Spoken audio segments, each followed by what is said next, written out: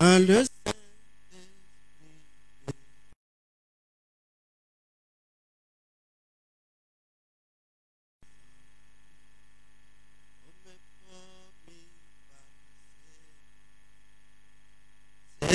Seigneur, envoie ta puissance.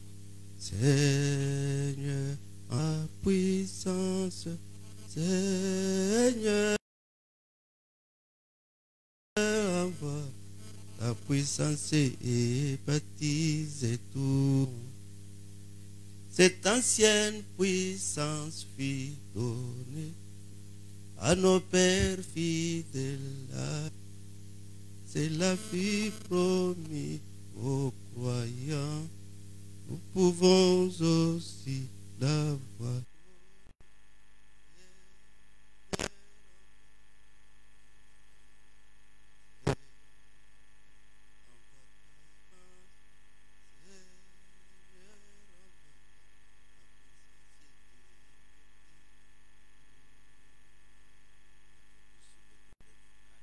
Lelo takote ya pasi ya suka mone mkonza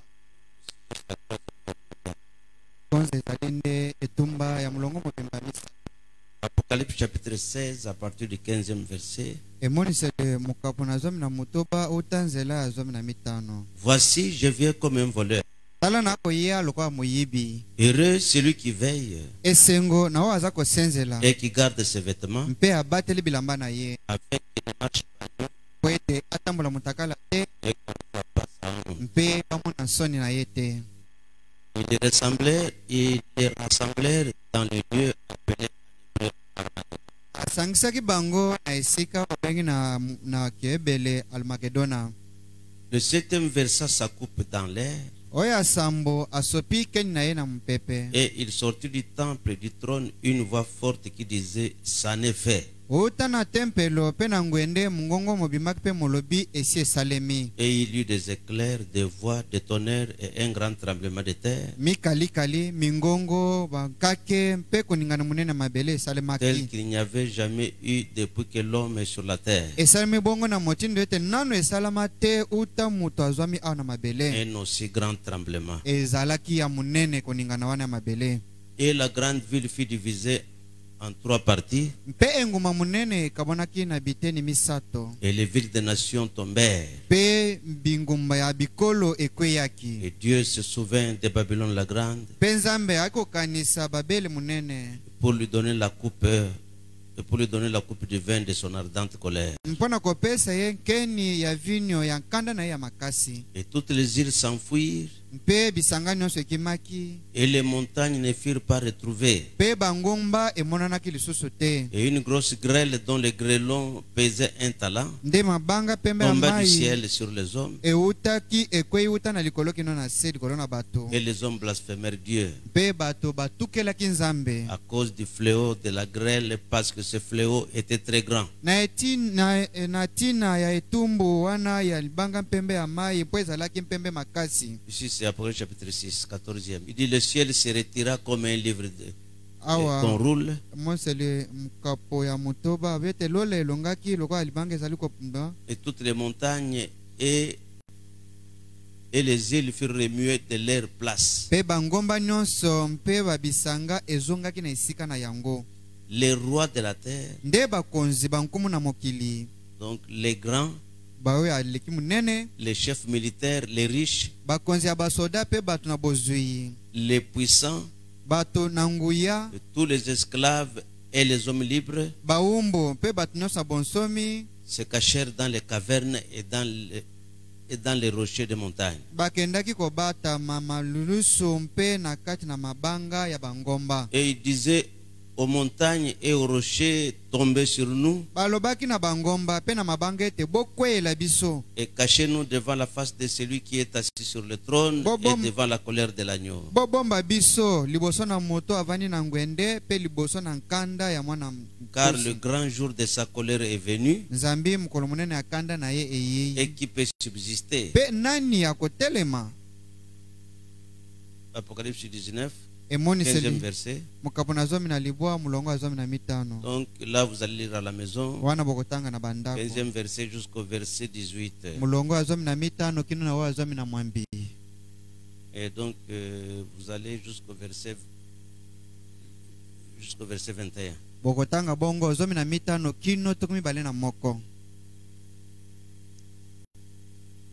Merci au Seigneur pour la lecture de sa parole. Et tout ce temps, nous avons vu, on est en train de voir sur les douleurs de l'enfantement. C'est-à-dire que le monde doit produire un nouveau monde. Et pour que cela soit ainsi, il faut que les douleurs de l'enfantement puissent accompagner cela. C'est comme ça que nous avons lu dans le livre de Jean, chapitre 16, verset 21, la fois passée. Il s'agissait d'une femme qui devrait donner naissance à l'enfant. Alors ces douleurs sont échelonnées. Et jusqu'à la plus grande douleur, c'est-à-dire quand elle veut mettre au monde. C'est exactement ce qui se passe avec la terre maintenant. Et qui doit enfanter une nouvelle terre et un nouveau monde. Mais il doit passer par le même processus. Les douleurs de l'enfantement. Pour enfanter un nouveau monde. Mais avant cela, je pense qu'on aura le temps d'en parler tous ces jours ici. Parce que je pense que ce sujet ici va faire un peu longtemps. Avant cela, Satan va se précipiter pour donner un nouvel ordre mondial. Il veut faire un nouvel ordre.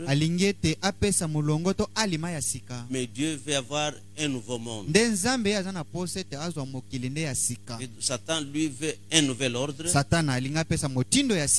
Mais Dieu lui veut un nouveau monde. Et pour avoir ce nouveau monde, il y a des douleurs qui doivent venir. C'est pour cela que Frère Branham appelle la première guerre mondiale comme la première douleur.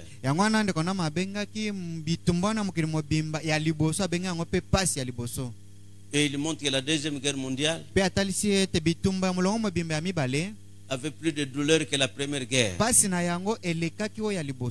Actuellement, maintenant, il dit que la troisième guerre sera plus atroce que les deux premières. Une guerre mondiale. Mais là, nous venons de connaître une guerre bactériologique mondiale. C'est pour cela que nous sommes appelés à consulter tout le temps la parole. C'est là que le frère Branham dit que le monde passera par des moments très compliqués, très difficiles. C'est pour cela que ce jour-là, on a vu Apocalypse chapitre 8 et Apocalypse chapitre 9. Pour vous montrer certains phénomènes qui vont se passer sur la face de la terre. Et là, ce sont des fléaux. On trouve assez de ces fléaux dans le 6e sceau. Et ce qui s'est passé même avec les Juifs dans les camps de concentration. C'était toujours la punition de Dieu quand sa parole a été rejetée la première fois en Israël. Donc il y a des choses horribles qui vous attendent.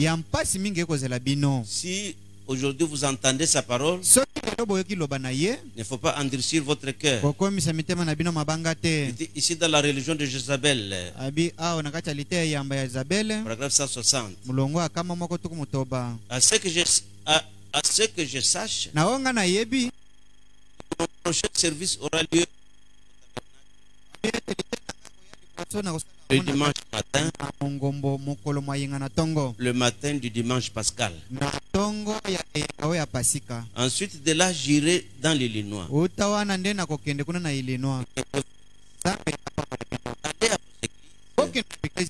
Allez à ces bonnes églises. Et donc, gardez vos cœurs unis. Tenez-vous à la parole de Dieu et vivez pour lui, car des choses horribles vous attendent.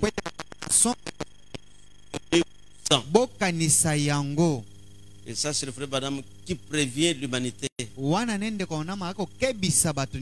que les choses horribles vous attendent. Donc il y a des choses très difficiles à supporter qui sont en route. Et là, nous sommes dans la période de coronavirus qui a terrorisé la planète tout entière. Donc c'est une guerre mondiale, c'est assimilé à la guerre mondiale. Qui ne détruit pas la terre, mais qui détruit l'homme. Et tu ne le sais pas, paragraphe 81, il a dit qu'on verrait des choses horribles sur la terre. Donc des sauterelles avec des chevaux comme les femmes, avec des chevaux longs, des cheveux longs, pour tourmenter la femme qui se sont coupés les cheveux. Des dents comme celles de lion, et des dards dans la queue comme les scorpions. Elles tourmenteront les hommes pendant des mois. Attendez seulement qu'on en arrive à l'ouverture de ces fléaux, à l'ouverture de ces seaux et de ces 7 tonnerres. Il dit, regardez ce qui arrive. Oh frère, vous feriez mieux d'aller à Goshen pendant qu'il est encore temps d'aller à Goshen. C'est le moment d'aller à Goshen, parce que des temps horribles vous attendent. Christ est révélé dans sa propre parole. Et puis le Seigneur voulant, quand nous aurons l'ouverture de ces 7 coupes et que nous montrerons ces choses horribles, au bout d'un certain temps, les hommes seront tellement fous qu'ils s'imagineront voir des fourmis de la taille d'une montagne. Ils seront tellement de fous qu'ils s'imagineront qu'ils ont une fourmi qui a la taille d'une montagne. Les femmes seront tourmentées. Donc des sauterelles aux cheveux longs apparaîtront sur la terre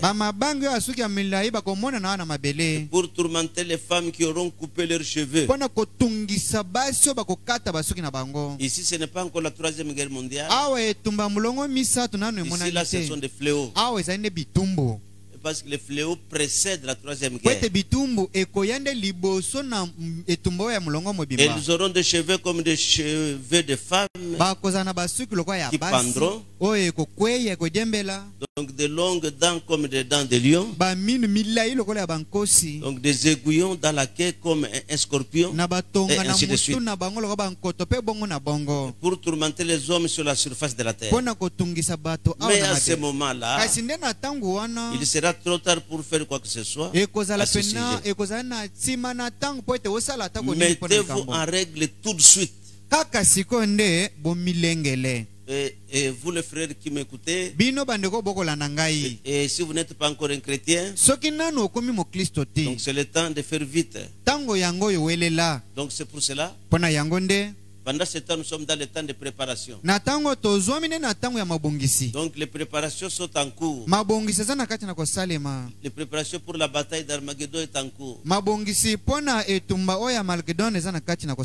Et Dieu prépare aussi son peuple pour le départ. C'est le moment de préparation. Ici dans la prédication de la préparation, paragraphe 15. Eh bien vous la maman, vous ici sur le brancard, et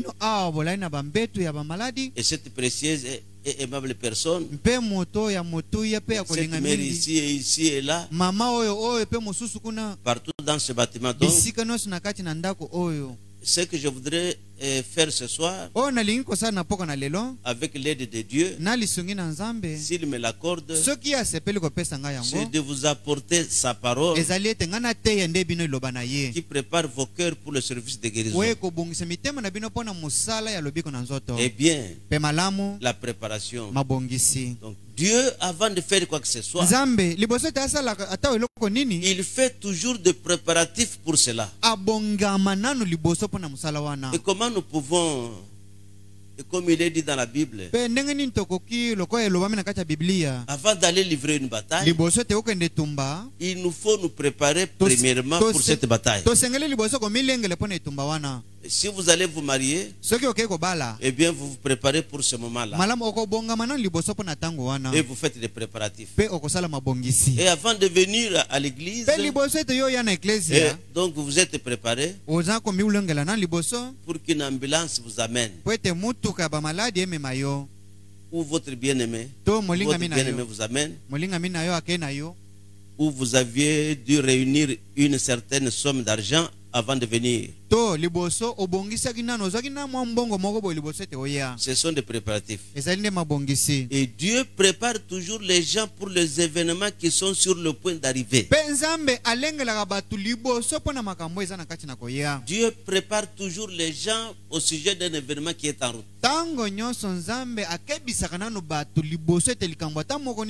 Il ne peut pas nous envoyer des événements qui nous surprennent.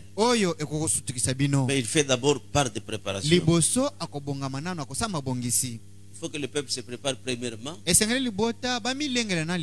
Alors Dieu envoie le canevas de cette préparation. Dans la prédication de la préparation, paragraphe 16. Et puis je m'arrêtais précisément sur ce point. Donc juste une minute pour dire ceci. Il dit que je crois que les gens sont en préparation pour la dernière et la plus grande destruction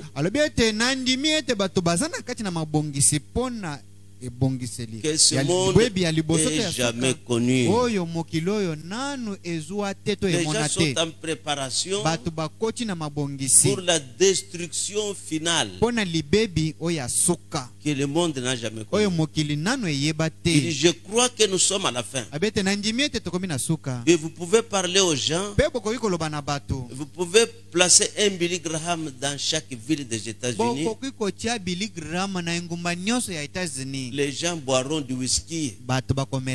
Ils fumeront, se moqueront de vous et tout le reste. Donc, ils sont dans l'esprit des derniers jours. Et Dieu ne peut pas envoyer la destruction avant que les gens ne soient dans l'esprit de la destruction. Il n'a jamais détruit quoi que ce soit. Donc chaque fois c'est l'homme qui se détruit lui-même. Donc chaque fois c'est l'homme lui-même qui se détruit. Si nous sommes en train de parler de coronavirus, peut-être c'est un produit qui est venu des laboratoires. Donc c'est encore l'homme qui est allé tripoter dans le laboratoire de Dieu. C'est comme ça que ça a provoqué des problèmes. C'est que c'est l'homme lui-même qui se détruit. Ils sont détruits dans tous les âges. Ici au paragraphe 17, la préparation. Il dit dans le jardin d'Éden, il y avait deux arbres.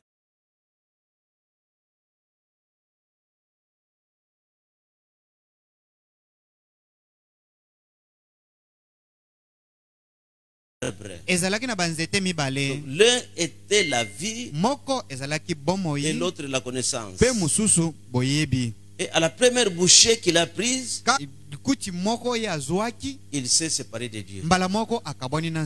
Donc il n'est pas allé vers l'arbre de vie, mais il est allé vers l'arbre de la connaissance.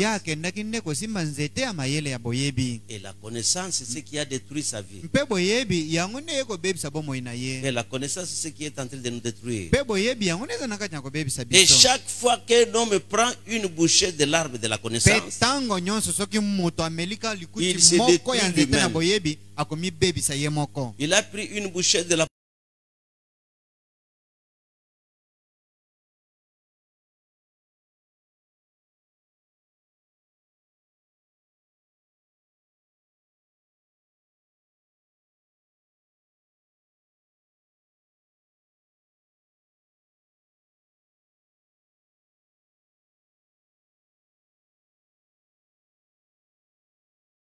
Il tue plus de gens que toutes les guerres. Il s'en est maintenant procuré une bouchée de la bombe à hydrogène. Et que va-t-il en faire? Avec tout, il se détruit par la connaissance. Et la connaissance monte toujours. Et la connaissance monte toujours. Si loin qu'elle retombe. Mais cet arbre n'a pas la fin. N'a pas de fin. Et il va directement juste dans la gloire. Donc l'homme, dans tous les âges, s'est détruit par la science. Donc l'homme s'est détruit. Parce qu'il est entré dans le laboratoire de Dieu. Il est allé tripoter là-bas. Et ce qui a provoqué sa propre mort. Donc on se prépare et pour un départ imminent. Mais à ceux qui vont rester, il y a beaucoup plus dangereux qui se feront voir. Écoutez dans la prédication et tu ne le sais pas au paragraphe 78. Il dit maintenant voyez l'esprit suivre cela. Au nom du Seigneur. Il viendra être un temps où les gens deviendront complètement fous. C'est ce moment ici où les gens sont complètement hors sens. Ils sont complètement fous. Et puis la Bible le dit. Ils crieront et ils hurleront. Ici même ils sont en train de crier et ils sont en train de hurler. Et c'est que l'homme est en train de faire maintenant. À cause d'un petit démon qui les tracasse. Donc ils ne savent pas ce qu'il faut faire. Je ne suis pas contre la publicité et les préventions qu'on nous montre.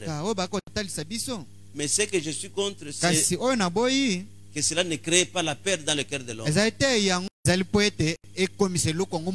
Pour que les laisser avoir peur. Et dès qu'ils ont peur, ils sont dans un état de faiblesse. Amen. Mais par la parole, vous devez ôter la crainte et la peur. Il apparaît sur terre, sur la terre, comme des fourmis de la taille de 14 arbres.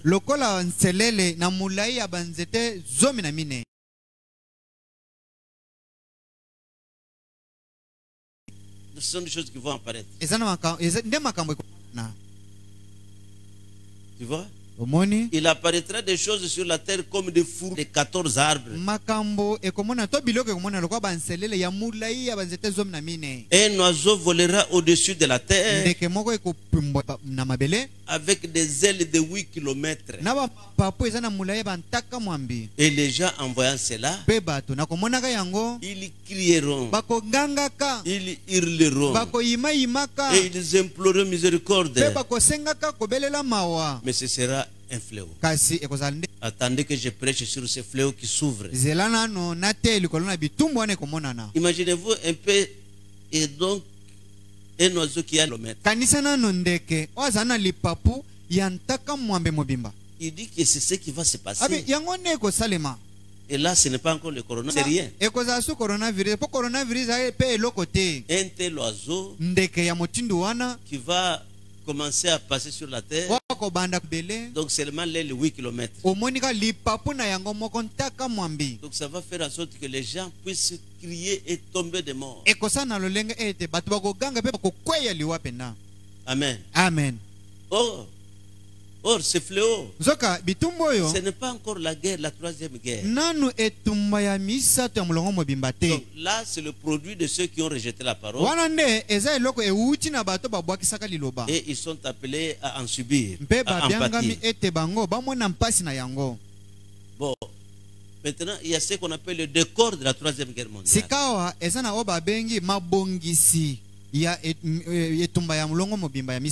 Ce décor, on va essayer d'en parler tous ces jours ici. Et je ne sais même pas quand est-ce qu'on va terminer ça. Parce que tout ce que nous voyons, il faut que je le montre par la parole. Et quand vous voyez quelque chose arriver, sachez que la parole a prévu cela. Donc parlons d'abord du canal. Et pour la situation de la troisième guerre mondiale, parlons un peu du canal de Suez. C'est un décor. Écoutez ici dans la prédication la résurrection de la fille de Jairus 45. Avez-vous suivi les nouvelles à la radio ce soir? Avez-vous lu vos journaux? Le monde entier est dans l'agitation à cause du canal de Suez. Il y a une troisième guerre mondiale qui arrive. Une guerre atomique. Écoutez. Quelle relation il y a entre le canal de Suez et la troisième guerre mondiale?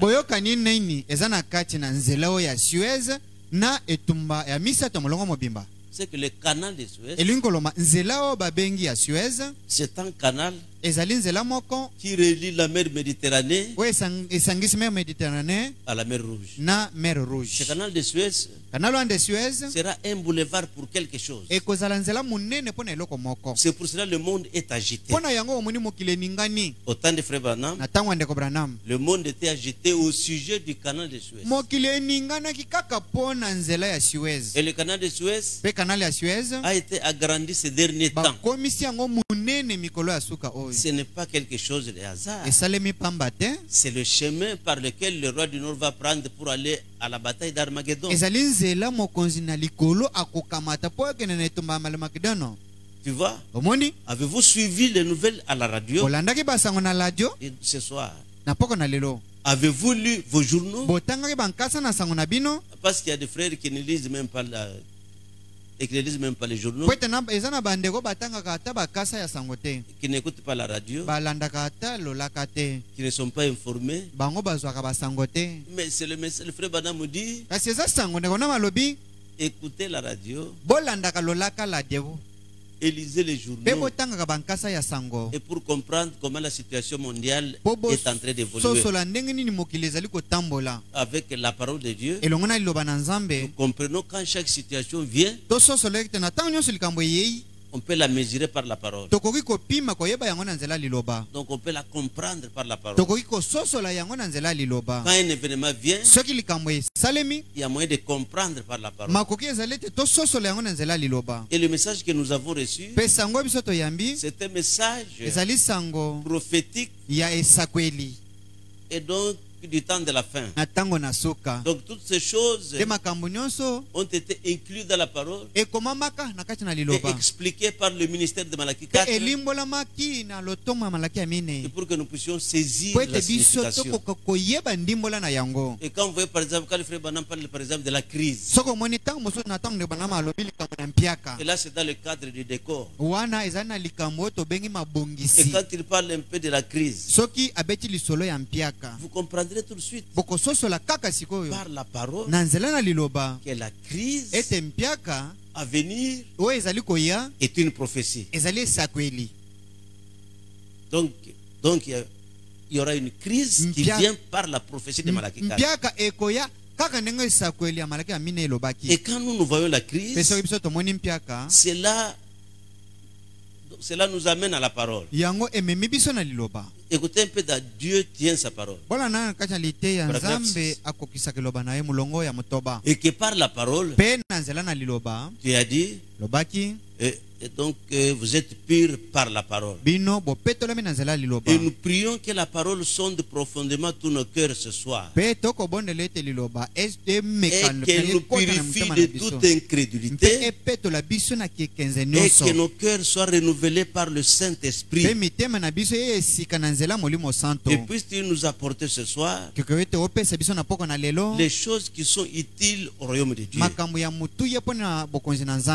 Viens en aide, Seigneur, à ceux qui sont faibles le long du chemin, qui ont et qui éprouvent des difficultés pour croire la parole. Et oh Dieu, en cette heure sombre et perfide où nous vivons, et quand nous considérons cette crise mondiale qui est devant nous, donc l'œil de l'aigle a vu qu'il y aura une crise mondiale. Alors cette crise mondiale qui est devant nous, en ce temps-là, quand le frère Branham parlait, cette crise n'était pas là. Donc il y a une crise à venir devant nous, qui est devant nous. Tout ce que nous voyons, ce sont des ténèbres devant nous. Quand vous voyez qu'il y a des crises, cette série de temps-là est un temps de ténèbres. Est un temps de ténèbres. Amen. Amen.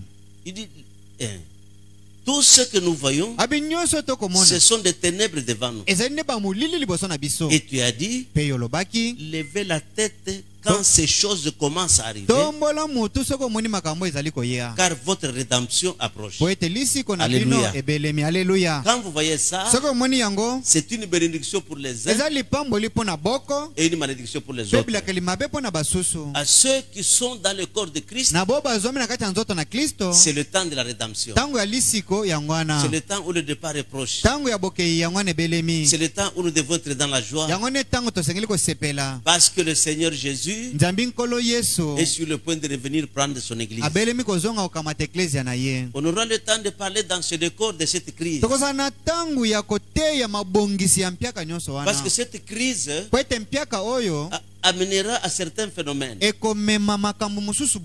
Amènera que les États-Unis soient financièrement à genoux,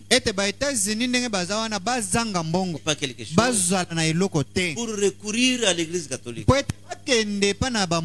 Quand ils vont recourir là-bas, c'est que l'église catholique signera une alliance avec les Juifs au sujet de la dette américaine.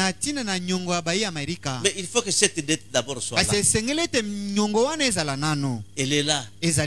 Et le frère Branham dit, toute la nation, donc toutes les nations qui ont eu des problèmes, c'est à cause des impôts. Il y a une citation là-dessus, et les impôts mettent les nations à genoux. Or maintenant, les États-Unis ont des dettes. Autant de frères Branham, c'était les impôts qu'ils ont perçus 40 ans avant.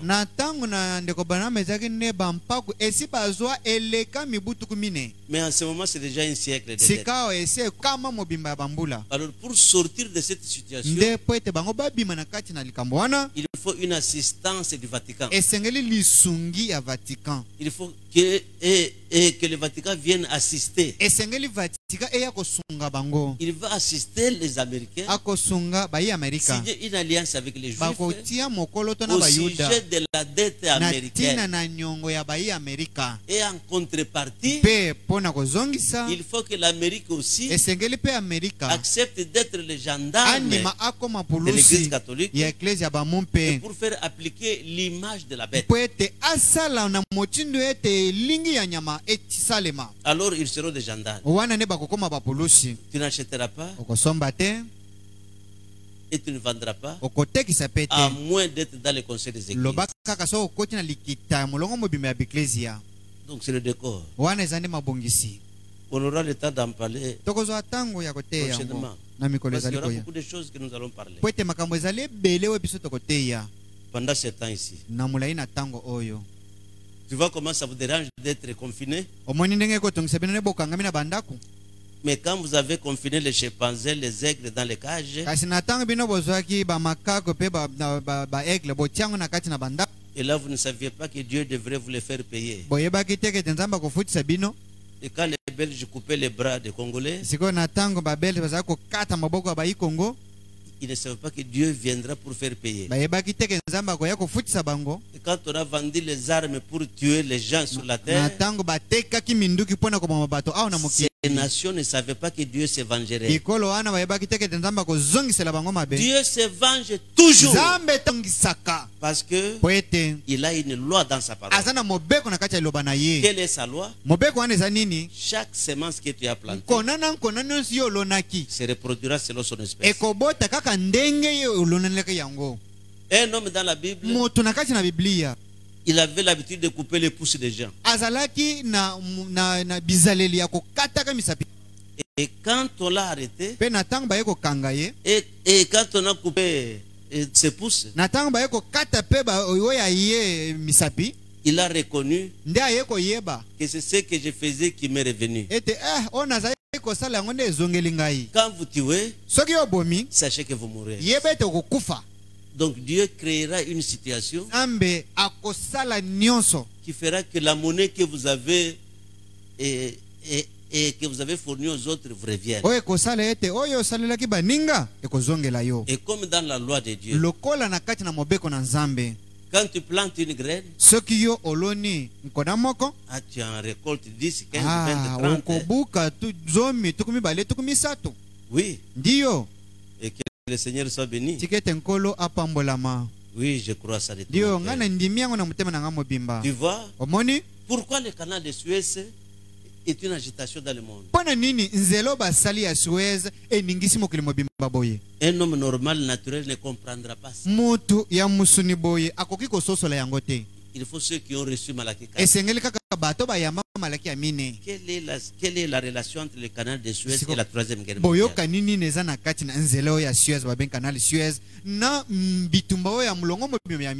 Il y a une grande relation. Parce que c'est là-bas que le roi du Nord va passer. Et c'est comme ça qu'on a élargi le canal de Suez. Donc le président actuel, je pense que est donc de l'Égypte, c'est lui qui a élargi le canal de Suez, inspiré par Dieu. Parce que le navire, quand il passait par le canal de Suez, il faisait 10 heures de temps avant qu'un autre navire passe. Maintenant, ce n'est plus le cas. Parce que le canal a été... Alors le roi du Nord peut passer avec ses armes de guerre là-bas. Il y avait beaucoup de navires. Il passe, descend. Et pour le combat d'Armageddon. Vous connaissez l'Égypte, n'est-ce pas? L'Égypte, c'est là que Adam était. C'était le quartier de Dieu en Éden. Adam et Ève étaient en Afrique. C'est comme ça qu'on appelle l'Afrique le berceau de l'humanité. Donc l'Afrique, terre d'asile. Et vous connaissez quand on nous a amené esclaves pendant 4 siècles aux États-Unis d'Amérique. C'était exactement le temps que les Juifs avaient fait en Égypte. Exactement le même temps. Exactement le même temps. 400 ans. Amen, amen. Amen. Ignorer l'Afrique, c'est s'ignorer soi-même. Que le Seigneur soit béni. Ici, dans la marque de la bête, par exemple, attendant son Messie. Dit que l'église des gentils, l'âge pentecôtiste, Luther, Wesley, et maintenant l'âge pentecôtiste est devenu tiède. Et a vomi Jésus. Et il est vomi. Il les vomit, lui Jésus aussi les vomit. C'est juste l'âge pentecôtiste. Mais juste à la fin, avant que le monde soit détruit, Jésus dit, ce qui arriva de temps de Sodome, ça c'est avant la destruction du monde, un être humain apparaîtrait de nouveau sur la terre. Et Dieu se manifesterait dans la chair de cet homme-là. Donc toutes les églises qui attendent la venue du Seigneur et qui n'ont pas vu cette manifestation, ce sont des églises qui sont hors sujet. Ils ne peuvent pas saisir quelque chose. Ils ne peuvent pas aller dans l'enlèvement. Parce qu'il fallait que Dieu soit d'abord manifesté dans la chair pour communiquer, pour quitter la terre. Parce que toutes les églises et donc des âges passés, ce sont des églises qui n'ont pas reçu la foi de l'enlèvement. La foi de l'enlèvement était cachée dans les tonnerres. Alors il fallait que les tonnerres soient connus pour que ça nous communique la foi de l'enlèvement. Ce qui arriva des temps de Sodome sera de même à la venue du Fils de l'homme. Et l'église des gentils recevra la même puissance, le même ange, le même témoignage. Assurément, vous pouvez voir cela. C'est tout aussi clair que possible. Un enfant peut voir ça. Un enfant peut voir ça. Jésus a dit, ce qui était arrivé au temps de Noé arrivera de même à la venue du Fils de l'homme. Il fallait que le Fils de l'homme vienne d'abord. La venue du Fils de l'homme est différente de la venue prochaine de Jésus dans sa seconde venue. Il fallait que le ministère du Fils de l'homme soit manifesté pour que le peuple puisse recevoir la véritable foi de l'enlèvement. Il fallait que Dieu soit manifesté à nouveau. Et donc pour provoquer le changement. C'est ce qui était arrivé au temps d'Abraham. Il fallait que Dieu vienne comme un être humain. Elohim est fort dans une chair humaine. C'est cela qui a provoqué le changement. C'est lui qui n'a pas vu ça, qui n'a pas compris ça, il n'aura pas le changement. C'est impossible. Voilà pourquoi nous disons Amen au messager de Malachie 4 qui est venu. Amen, amen. Qui dites-vous que c'est au paragraphe 59? Maintenant nous savons et nous sommes avisés. La terre vient de passer par de grandes douleurs de l'enfantement. Et l'église passe par des douleurs de l'enfantement. Et devait passer par les douleurs de l'enfantement avant de pouvoir donner 3 points de suspension. La venue au monde de chacun des prophètes fut une douleur de l'enfantement pour l'église. Le monde passait par la toutes ces préparations qui sont en train de se faire, tous ces tiraillements que vous voyez, et toutes ces choses qui sont en train d'arriver arriver sur la terre, c'est le décor. Donc c'est quelque chose. Il ne faut pas penser que c'est par hasard que la Russie se trouve en Syrie.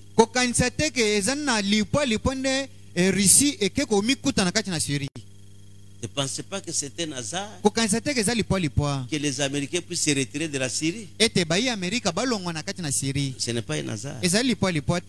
Pensez-vous que c'est un hasard que toutes ces choses que nous voyons sont en train d'arriver? Le frère Branham dit, ne hasardez pas. Il n'y a pas de hasard sur la terre. Le hasard ne vient pas de, donc ne vient pas de Dieu. Donc la puissance de Dieu qui se trouve dans cette parole a dévoilé beaucoup de choses. Tu vois? Alors, et quand le frère Branham nous montre, quand il nous montre ce qui doit arriver sur la terre, il dit, regardez le roi du Nord. Tournez vos regards et voyez les préparatifs auprès du roi du Nord. Qu'est-ce qui est en train d'arriver? Et le frère Branham dit, voilà les trois esprits qui vont amener que le monde puisse entrer en guerre. Dans ce grand combat, combat d'Armageddon. Il dit, regardez les trois esprits. Il appelle par exemple le communisme, le fascisme et le nazisme. Les trois esprits qui amèneront que le monde puisse aller encore à la guerre. Écoutez ce qui est écrit ici. Parce qu'il y a un problème, les gens ils n'ont pas beaucoup de mégas. Je redonne juste quelque chose pour s'encourager dans la parole. Écoutez ce qui est écrit ici.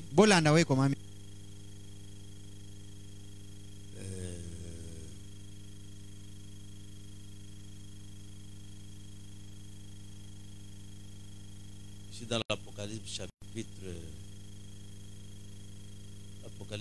chapitre 19. 19. Ok. Donc de sa bouche sortait une épée aiguë pour frapper les nations.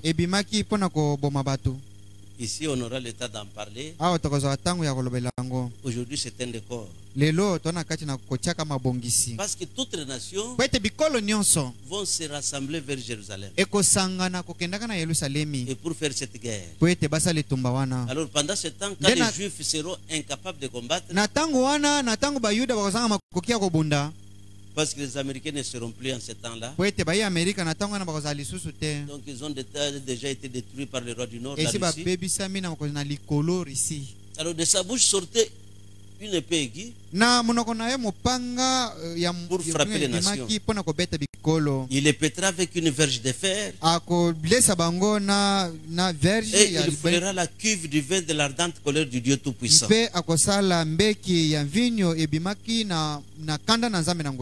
Il avait sur son vêtement et sur sa cuisse un nom écrit, Roi des rois et Seigneur des seigneurs.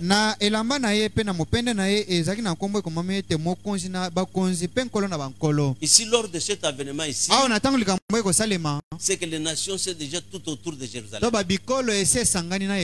Et donc Jérusalem est sur le point d'être vaincu. Et donc une partie même de la ville est déjà tombé. Et j'ai vu un ange qui se tenait dans le soleil. Et il cria d'une voix forte disant à tous les oiseaux qui volaient par le milieu du ciel, venez, rassemblez-vous pour le grand festin de Dieu. Ici c'est une grande invitation où on appelle les oiseaux à aller dans cette vallée Et donc à cette montagne d'Armageddon, à la vallée de Megiddo là-bas, il y aura une grande invitation d'oiseaux. Ils viendront là-bas afin de manger la chair des rois, donc la chair des chefs militaires, donc la chair des puissants, donc la chair des chevaux et de ceux qui les montent, la chair de tous, libres et esclaves, petits et grands. Là-bas, ils seront mangés par les oiseaux. Oh, moi je suis roi. Oh, moi je suis chef militaire. Vous êtes un repas des oiseaux. Oh, c'est moi. Vous êtes un repas d'oiseaux. Oh, c'est moi Macron. Un repas d'oiseaux. C'est ce qui est écrit ici. Afin de manger la chair des rois. Ici c'est la chair de la reine d'Angleterre.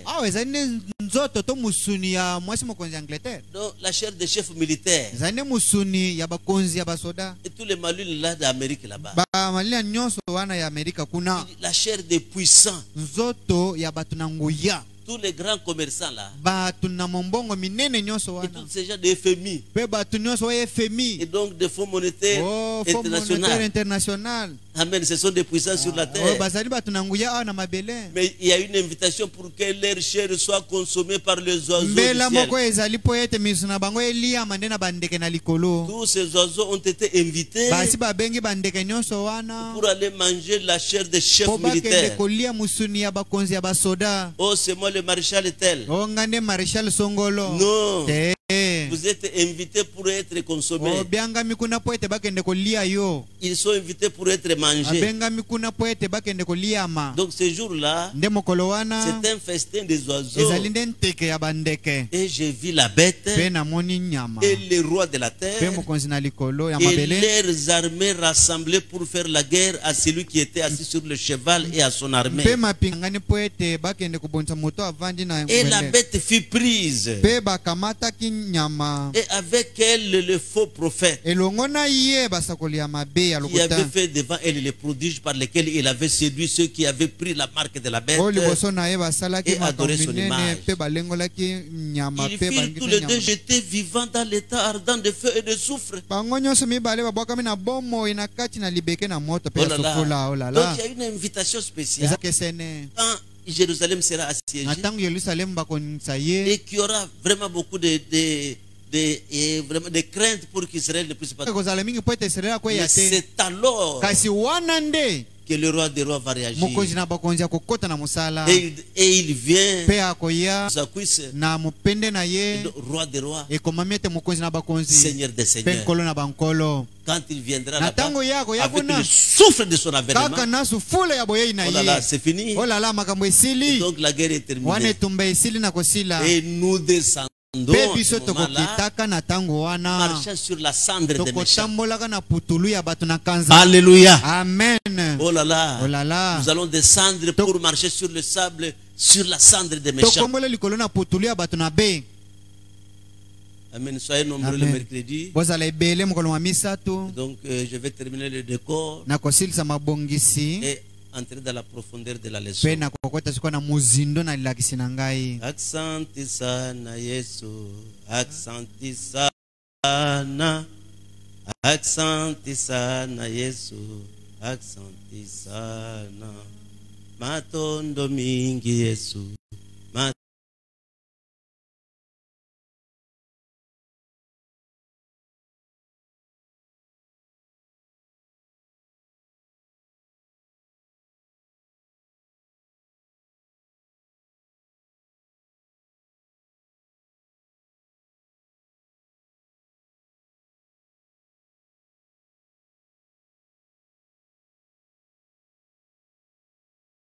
Mingi, matondo mingi Yesu, matondo mingi, Toi ça qui dit l'enfant, toi ça qui dit la, toi ça qui dit la Jésus, toi ça qui dit la. Seigneur puissant, nous te rendons grâce et béni soit ton nom, Seigneur, pour ce message court que nous venons de donner ce matin. Croyons que tes enfants, Seigneur, qui nous suivent, ont été certainement bénis. Et je sais que la grâce qui est dans ce message est avec eux ce matin. S'il y a un malade, Seigneur, qu'il reçoive la guérison, va trouver quelque chose à manger. Toi, tu es le Dieu des miracles. Tu connais, Seigneur, intervenir même dans les moments les plus difficiles de l'histoire. Seigneur, bénis tes enfants. Accorde cela au nom de Jésus, notre Dieu. Amen. Amen. À ce mercredi après-midi.